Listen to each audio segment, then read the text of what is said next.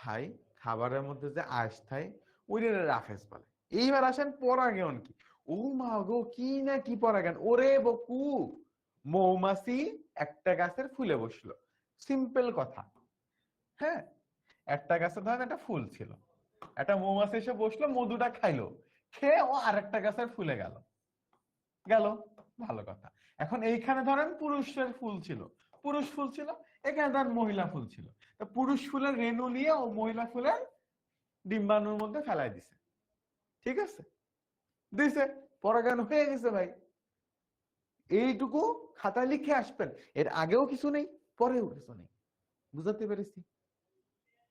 চুল ছিঁড়ে ফেলার দরকার নেই। ওমা আপু, কেন মৌমাছি পরাগায়ন করে দিল, এমন কোনো কিছু চিন্তা ভাবনা করার দরকার নেই। এটা না হইলে আপনি ভাতই খাইতে পারতাম না। ঠিক আছে, আচ্ছা।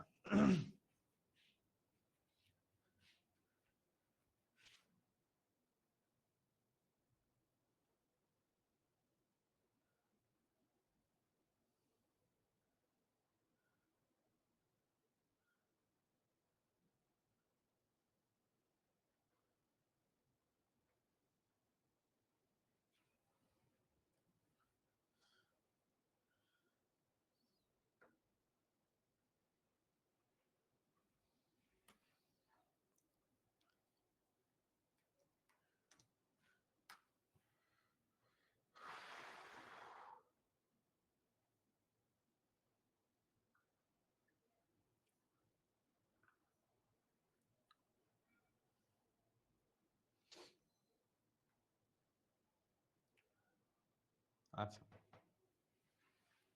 এবার আসেন ফাইনাল কোশ্চেন, এনজাইম কি।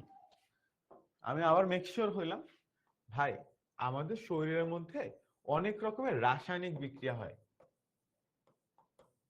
হ্যাঁ, রাসায়নিক বিক্রিয়া হয়, ঠিক আছে। তো এনজাইমের কাজ হচ্ছে রাসায়নিক বিক্রিয়াগুলোর প্রভাব বিস্তার করা। ঠিক আছে, কিভাবে করে ভাই, আমরা 9-10 উঠলে জানতে পারবো। ঠিক আছে, যখন আপনারা রসায়ন পড়া শিখবেন তখন জানতে পারবেন। এখন বইয়ে আপাতত আপনাদের এনজাইম নামে একটা জিনিস পৃথিবীতে এক্সিস্ট করে, এটা বুঝাইতে চাচ্ছে। এনজাইম ইজ এ রাসায়নিক সাবস্টেন্স, যেটা অন্য অন্য রাসায়নিক বিক্রিয়াকে ত্বরান্বিত করে। আমাদের শরীরের মধ্যে রাসায়নিক বিক্রিয়া হয়। রাসায়নিক বিক্রিয়া কি? Chemical reaction. বুঝতে পারছেন? এইটুকুই আপনার বই আছে বাবা, আপনি এইটুকুই মানে নেন। এনজাইম কিভাবে কাজ করে আপনি আপনি যখন 8-এ উঠবেন, যখন 9-এ উঠবেন, আমি তাকে বুঝাবো। এখন বুঝাইলে আপনি বুঝবেন না, কারণ এনজাইম বোঝানোর জন্য অনেক কিছু লাগবে। ঠিক আছে, ডিম্বাণু কি? মুরগির ডিম দেখছেন? মুরগির ডিম আছে, গাছেরও ডিম আছে, গাছের ডিম রে ডিম্বাণু বলে। ক্লিয়ার? আচ্ছা, পরিবেশের আন্তরিক সম্পর্ক ও পারস্পরিক সম্পর্ক নির্ভরশীলতা আবার বুঝান।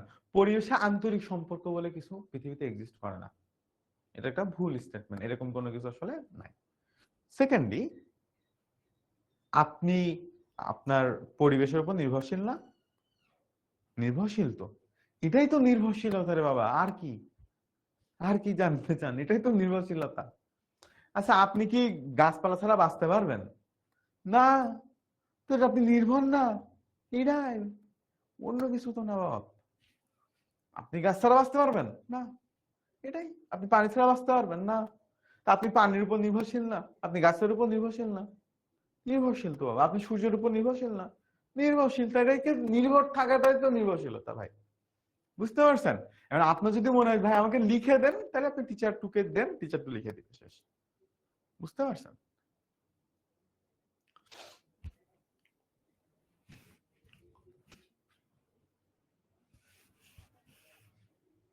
ওকে, আর কারো কোনো প্রশ্ন আছে ভাই? বাবুরা, আর কারো কোনো প্রশ্ন আছে? আমার তো মন খারাপ না ভাই, আমি তো আজকে ফুরফুরা মনে আছি। আমি আজকে ফুরফুরা মনেই আছি। হালকা একটু মন খারাপ, আপনাদের সাথে দেখা যদি আর না হয়। এই যে আরেকজন করছে, ভাই আমি সারাদিন খাই সাদা কমলা লাল রঙের খাবার, তারপরে হলুদ কেন হয়? বাবা আমি জানি না রে বাপ, সত্যি জানি না, কসম জানি না, জানলে বলে দিতাম আপনাকে। গাছও ডিম পারে, আমরা মানুষ কত পিছিয়ে, আমরা ডিম পারি না। হ্যাঁ, এখন কি করবেন? কারণ আপনি পিছায় আছেন, তো কিছু করার নেই ভাই। তুমি কবে আসবেন এটা বলেন, ইনশাল্লাহ আসবো। বার্ষিক পরীক্ষা পরে আসার ইচ্ছা আছে। গল্প পারি না ভাই।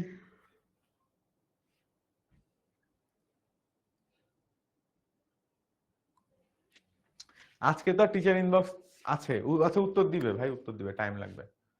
আপনার নাম কি বলেন? আমার নাম জাকি আহমেদ ভাইয়া। হাইড্রোক্লোরিক অ্যাসিড একটা অ্যাসিড বাবু, আমি যদি তোমাকে বুঝাই তুমি এখন বুঝবা না। তুমি অপেক্ষা করো 2 বছর, এইটা উঠলে আমি বুঝাবো তোমাকে। ঠিক আছে বাবা?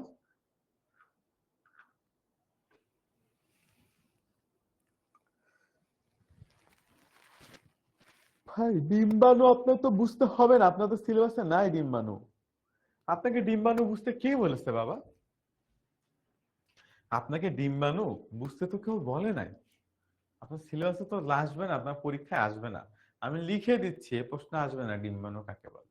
তো আপনি নিশ্চিন্তে থাকেন, বুঝছেন? আসবে না তো, আপনি বুঝে কি করবেন? বুঝেন নাই? একটা জিনিস আপনার আসবে না, সিলেবাসে নেই, তা আমি আপনাকে কেন বুঝাবো বলেন? যে রেনু কি, এটাও আসবে না, সমস্যা নেই, নিশ্চিন্ত থাকেন। যা আসবে ওগুলো আপনারা পারেন। ঠিক আছে? যা আসবে ওগুলো আপনারা পারেন ইনশাল্লাহ। বুঝছেন?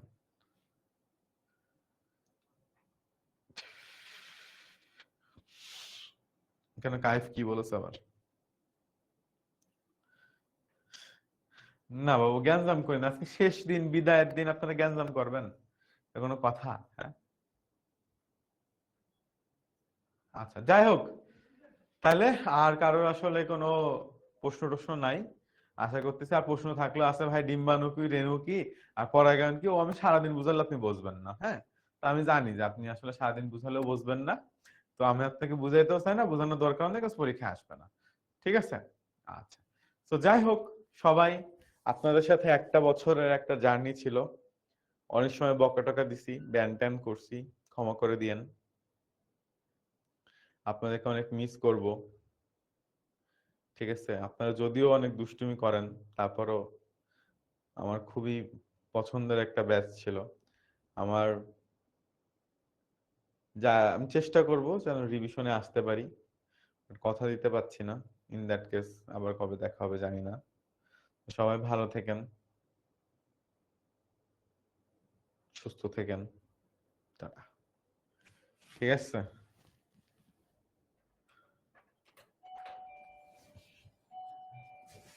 আপনি এখন বুঝতে চাইলে তো হবে না বাবা, সময় দিতে হবে। শেষ। বিদায়, আল্লাহ হাফেজ।